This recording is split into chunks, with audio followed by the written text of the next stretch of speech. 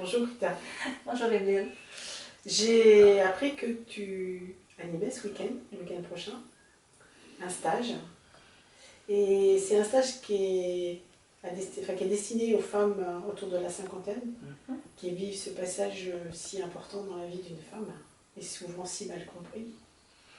Et j'ai envie que tu nous expliques un petit peu, tu vois, ce que les femmes peuvent attendre de ce week-end-là. Et si tu me le permets, je vais jouer un petit peu la femme de ce passage de vie-là, voilà, pour que tu me répondes et que ça donne une idée aux femmes qui vont nous écouter, qui vont nous regarder, de ce qu'est vraiment ce week-end et de ce qu'elles peuvent en attendre. Donc on va dire que je suis... alors écoute, je suis dans la cinquantaine, et donc je suis dans ce qu'on appelle cette préménopause, et vraiment je me sens pas bien. Je suis complètement perdue, c'est-à-dire que ce qui se passe dans mon corps, je ne le comprends pas. Ça a des bouleversements dans ma vie intérieure, dans ma relation avec les autres. Et puis, pour moi, c'est beaucoup de questions et vraiment pas beaucoup de réponses. Sinon, pas du tout. Donc, qu'est-ce que tu peux me dire de ça? Premièrement, c'est que tu serais à la bonne place de venir à l'atelier parce que il est pensé, fait, créé exactement pour aider les femmes dans cette partie-là du passage de la ménopause où on va vivre beaucoup d'impuissance, beaucoup de confusion, on va être perdu, on va se sentir pris dans quelque chose et avec l'impression qu'on ne pourra pas en sortir. Donc on va être vraiment enfermé dans quelque chose. Puis j'ai vu aussi des femmes être désespérées aussi parce qu'il n'y a comme pas de lumière au bout du tunnel qui est en vue. Et de pouvoir prendre du temps, de s'arrêter, prendre 2 jours pour aller juste rentrer à l'intérieur de soi, écouter ce qui a besoin d'émerger, faire les deuils nécessaires aussi, parce qu'à la ménopause, il y a beaucoup de deuils à faire. Mais ce n'est pas que des deuils, la ménopause, c'est aussi une ouverture et c'est une invitation à une transformation. C'est une transition dans la vie des femmes, c'est une étape de transition. Et pendant la fin de semaine, ça va être de vraiment réussir à mieux comprendre c'est quoi la transition pour réussir à faire la transformation de façon qui va être plus douce pour soi et qui va permettre d'identifier aussi ce qui veut venir au monde. Parce qu'à la ménopause, c'est le moment où on ne met plus d'enfants au monde, mais on met au monde la personne la plus importante qui est soi-même. Dans un premier temps et dans un deuxième temps aussi, c'est d'aller à la rencontre du projet qui veut naître à l'intérieur de nous. Et il n'y a pas de petit ou grand projet, mais chaque femme porte à l'intérieur d'elle un rêve, une idée, un désir, un élan, et prendre le temps de s'arrêter pour mettre des mots et aussi faire tout le processus pour arriver à cette transformation-là de la façon la plus facile possible. Parce que des fois, ça peut être long et on peut rester pris dans ce processus-là. C'est pas nécessaire de rester pris dedans longtemps. Et moi, ce que je veux, c'est vraiment aider les femmes à le faire avec douceur, avec plaisir, dans le rire, où il y a des larmes aussi.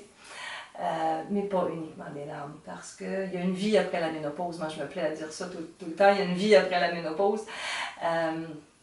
Et il y a une vie où les femmes ont tout le potentiel pour fleurir et ont tout le potentiel aussi pour être vibrantes, actives, pour contribuer au monde. On a vraiment besoin de la maturité des femmes qui, rendues à l'état de la ménopause, sont là aussi pour contribuer à ce que le monde devienne un endroit fleuri, une terre fleurie, et que le projet d'être bien ensemble, de co-créer entre femmes et de co-créer avec les hommes aussi, puisse se faire. Donc, quelque part, ce que tu me dis, c'est que au bout de ces 2 jours-là, une femme qui fait le stage, elle y voit plus clair en fait, dans ce qu'elle est en train de vivre, dans ce qui est en train de se passer, et dans son corps, mais surtout dans son psychisme, dans ses émotions, dans tout ce qui la perturbe en ce moment, parce qu'il y a un changement important de valeur peut-être aussi. des croyances qui peut-être sont plus tout à fait appropriées. Enfin, il y a besoin d'aller faire un petit peu le ménage. Hein.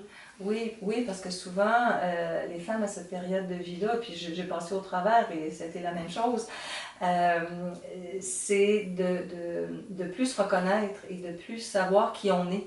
On n'est plus ce qu'on était et on ne sait pas encore ce qu'on va être. Et c'est pour ça que c'est un moment de grande confusion et un moment où le mot qui vient le plus souvent, c'est « je me reconnais plus, je ne sais plus où je m'en vais, je veux plus ce que j'avais ». Il y a beaucoup d'irritabilité, beaucoup de colère, il y a une envie de changement. Et la frustration vient que j'ai envie de changer, mais je ne sais pas pourquoi. Et je ne sais pas vers quoi j'ai envie d'aller. Et avec aussi le sentiment que c'est important le vers quoi je vais aller, parce que 50 ans, autour de la cinquantaine, c'est une étape charnière, c'est vraiment le milieu de vie. Et on a envie de faire une différence et on a envie de créer quelque chose qui va avoir du sens pour nous. Et dans ces 2 jours-là, c'est justement ça, d'y arriver à mettre du sens dans ce qu'on veut faire et dans ce qui est le plus important pour nous, et de le faire de façon telle qu'il va avoir un ancrage pour qu'effectivement, il va avoir les prochains petits pas à faire vont être clairs et qu'on va s'engager à les faire. Donc on repart avec des choses concrètes. Ouais. Et en ayant fait le point. Ouais. Et est-ce qu'on peut dire aussi que si les femmes restent avec quelques questions, tu es là aussi pour les accompagner. Donc quelque chose qui peut être un post-stage, un post-week-end, et que tu peux même aller plus loin dans l'accompagnement parce que c'est une étape de vie que tu connais bien, que tu as bien étudiée, que tu as beaucoup de références dans ce domaine, et que c'est aussi quelque chose que tu as plaisir à transmettre. Oui. Oui, oui, moi j'adore travailler avec les femmes qui sont à cette étape de vie-là. J'aime parce qu'il y a ce mouvement-là de changement qui passe par le corps, hein, parce que à la ménopause, tout ce changement-là invite de façon biologique à un changement. Et quand on comprend cette réalité-là de ce qui se passe dans le corps, on dit oui au changement plutôt que d'y résister. Et c'est ça qui fait une grande différence aussi. Donc, au lieu de se voir vieillir et donc d'être un peu triste et un peu en colère par rapport à ça, au contraire, les femmes se retrouvent avec comment je dirais ça, une vision d'elles-mêmes qui est positive. Donc, c'est pas juste « ah, j'ai une ride de plus ok », mais c'est plutôt « ah, maintenant j'ai envie de faire ça ». Parce que j'ai le potentiel, parce que j'ai l'expérience, parce que maintenant j'ai du temps, okay? Parce que souvent à l'état de la ménopause, il y a plus de temps, les enfants ont grandi, souvent dans la carrière, il y a des choses qui sont installées. Il y a des grands changements de carrière aussi dans ces âges-là. Très souvent, les femmes vont avoir envie de faire bouger au niveau professionnel. Moi, c'est ce que j'ai fait. J'ai fait des changements à 54 ans parce que et ça va dans le mouvement et de pouvoir comprendre que oui, c'est normal que ça soit comme ça. Moi, ce que je remarque, c'est souvent, ça donne des ailes. Parce que ça fait « ah, wow, c'est ça, yes ». Et effectivement, ce n'est pas tout à fait le regard que l'on peut poser sur ce passage dans notre société actuelle. Où effectivement, souvent, les femmes ont ce sentiment de vieillir, de devenir vieille, de perdre même quelque chose qui est de l'ordre du regard de désir qu'on peut poser sur elles. Il y a quelque chose de l'ordre de leur féminité qui semble abîmée, alors qu'en fait, à travers ce que tu nous dis, c'est pas du tout ça. Non, non, et le changement passe par soi, pas par le regard de la société. C'est notre regard qui doit changer. Et cet atelier-là sert à ça aussi, à changer le regard qu'on a envers soi pour apprendre à s'accueillir, à s'aimer, à se reconnaître, à savoir qui on est, quels sont nos besoins. Et à partir de ça, maintenant, qu'est-ce qu'on va faire pour nous de façon consciente.